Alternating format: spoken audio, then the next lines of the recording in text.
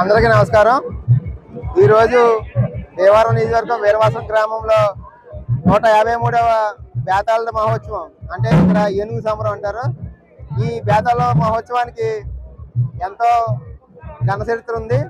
ఎందుకంటే ఇది రెవెన్యూ సంబంధించి అంటే గ్రామం బాగుండాలని చెప్పేసి బేతాళని ఊరేగించడం అన్నది ఒక ఆచారం। అది 153 సంవత్సరాల నుంచి నడుస్తుంది।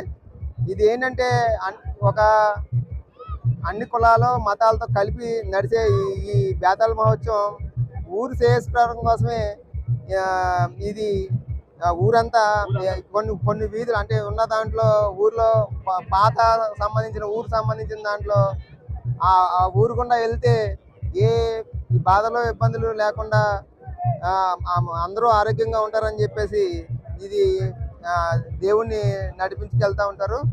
ఇది అందరూ చాలా శ్రద్ధతో ఉంటారు। అలాగే పిల్లలు పుట్టలేని వాళ్ళు ఏనుగు ఆ దేవుడు కింద నుంచి వెళ్తే పుడతా అన్నది అదొక ఆచారం। అలాగా ఎన్నో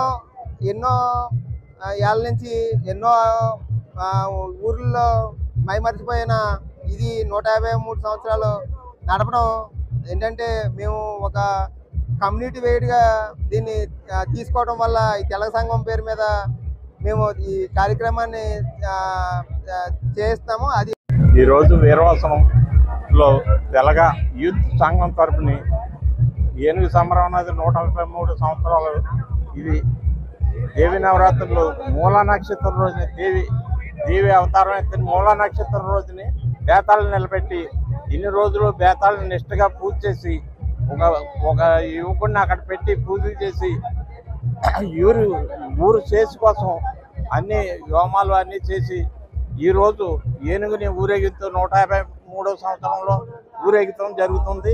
ఇది అన్ని ఊర్లో మొత్తం అంతా ఊరు సస్యశ్యామలంగా ఉండాలని, మొత్తం ప్రజలందరూ క్షేమంగా ఉండాలని కోరుకుంటూ మొత్తం తెలగ యూత్ సంఘం వారు చాలా కష్టపడి ఇలాగా ప్రతి సంవత్సరం కష్టంతో ఆర్థిక సమస్యలతో ఉండి ఎదరికెళ్తూ ఇంత ఆనందంగా ఉత్సాహంగా జరుపుతున్నందుకు వారికి అందరికీ అభినందనలు తెలుపుతూ